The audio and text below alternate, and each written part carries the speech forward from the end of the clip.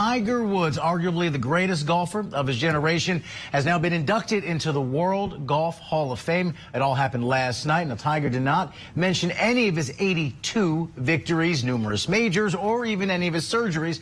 Instead, the golfing legend spoke of his parents mortgaging their home so he could play on the junior circuit in California so many years ago. He also shared the deliberate discrimination. Playing at some of these golf courses, I was not allowed in the clubhouses where all the other juniors were. The color of my skin dictated that. As I got older, that drove me even more. So as I was denied access into the clubhouses, that's fine. Put my shoes on here in the parking lot. I asked 2 questions only. That was it. Where was the first tee? And what was the course record?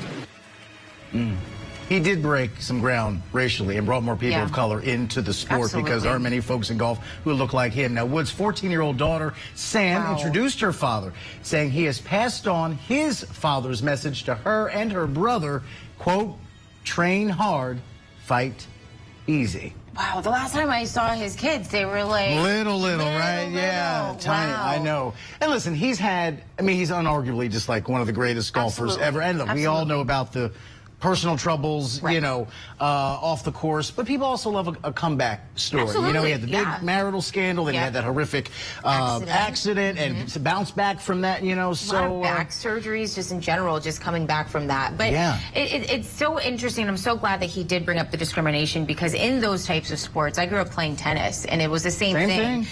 Going to clay courts, and you had to wear all white, you know, and it was just very...